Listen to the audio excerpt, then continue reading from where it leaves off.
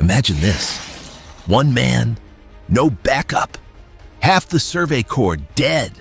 And he's sprinting, alone, straight toward the most powerful Titan on the battlefield. We all watched Levi slice Zeke to absolute pieces that day. We thought it was over. But what if it actually was? What if Levi didn't just beat Zeke? What if he actually killed him? No escape, no Beast Titan ever again. Sounds like a good thing, right? In Season 3, during the Battle of Shinganshina, Zeke Yeager, the Beast Titan, is basically playing baseball, except the balls are rocks and the players are human beings. He wipes out nearly the entire Survey Corps in one throw. Like Levi lost his whole squad in seconds, and then Levi snapped. He used the Thunder Spear smoke as cover, moved so fast Zeke literally couldn't track him, and turned the Beast Titan into a human highlight reel of pain. So the real question is, what happens to the entire story if Levi finishes the job? Buckle up, because this goes places. Zeke is dead. Actually dead.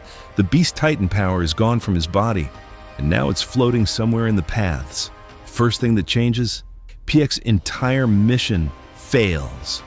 Remember, she came to Shinganshina to retrieve Zeke and get intel on the founding Titan.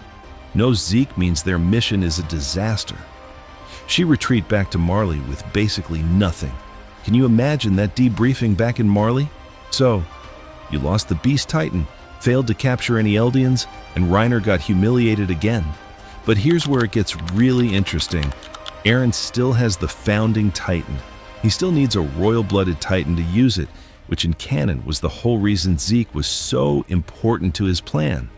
Without Zeke, Eren's entire endgame just hit a wall. And Eren Yeager hitting a wall doesn't make him give up. It makes him dangerous. This is where everything fractures. In the original timeline, Eren's plan depended on Zeke. The euthanization plan, the rumbling, all of it needed Zeke's royal blood to unlock the founding Titan's full power. Without Zeke, Eren has the most powerful Titan ability in history, and he literally cannot use it. So Eren turns his attention to Historia. Now in canon, there was already a plan to feed Zeke to Historia, so she'd inherit the Beast Titan, which means Historia is the only royal blood Eren has access to. And Eren, being Eren, starts thinking about what he's willing to do. Here's the loophole nobody talks about. The founding Titan doesn't only work through a living royal. It was activated when Eren made contact with a Titan of royal blood. Historia is royal blood. She doesn't need to eat anyone. She just needs to transform. And Eren starts quietly convincing Historia that she needs to become a Titan. But there's a problem with that plan, a massive one. And her name is Ymir Fritz. Here's something the show explains, but people forget. The paths connect all Eldians to the founding Titan. And Zeke's royal blood was the key that unlocked that connection for Eren. Without that key, Eren and Historia touch. They enter the paths, and they come face to face with Ymir Fritz herself. And Ymir just looks at Eren and says, no, because it means the rumbling. Eren cannot trigger it. The weapon that was going to flatten the entire world outside Paradis is locked. Which sounds like great news for humanity, right? Except now Marley is coming, and Paradis has no ultimate deterrent. Back in Marley, the military is furious. They've lost the Beast Titan. Reiner is traumatized. But Marley's generals aren't grieving. They're planning.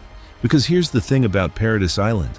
Without the threat of the rumbling, it's just an island with some big walls and a military that just lost most of its best soldiers. Marley calls a full military council, and the debate is brutal. And then Reiner, broken, exhausted, guilty Reiner, stands up and says something that changes everything. They have Eren Yeager, and even without the rumbling, that man will find another way to destroy us all. And the room goes quiet, because everyone there knows he's right. So Marley makes a decision that they never made in the original timeline. They reach out to the anti-Marleyan volunteers, Yelena's group. Except this time, they're not infiltrating Paradis. They're offering a ceasefire. And that is where this alternate timeline gets truly unhinged. A ceasefire between Paradis and Marley. In the original story, this was impossible, because Eren triggered the rumbling and the world united against Paradis out of pure survival instinct. But now, Marley is scared. Paradis is weak, and both sides have reason to talk. But here's the twist nobody sees coming. Eren doesn't want the ceasefire, because Eren Yeager has seen the future through his Attack Titan memories. He knows that peace with Marley is temporary. He knows that eventually the world will come for Eldians again. The rumbling was his answer to that. A permanent answer. And now that answer is gone, because Eren isn't waiting for Zeke's plan anymore. He's improvising. And an improvising Eren Yeager is the scariest thing in any timeline. Here's how this alternate timeline ends. And it's not clean. It's not heroic. Eren seizes control of Paradis through the Yeagerists. The ceasefire collapses before it begins. Marley launches its full military assault. Titans, airships, everything. And Eren, without the rumbling, without Zeke, without the founding Titans' full power, fights. The war lasts 3 years. Paradis survives, barely. Marley pulls back.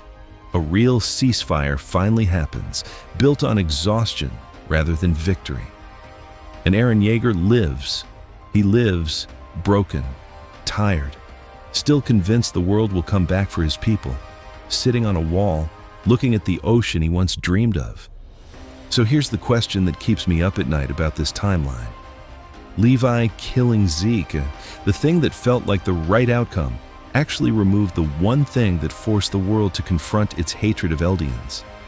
The rumbling, as horrifying as it was, created the ceasefire in canon. Paradis earned peace through terror. Without it, peace never fully comes. Which means somewhere in a parallel universe, Levi is watching all of this unfold and thinking, I should have let the monkey man live. He would never say that out loud, obviously. If this broke your brain as much as it broke mine, subscribe, because next week we're asking what happens if Armin never became the colossal titan. And I promise you, it's worse than this. See you then.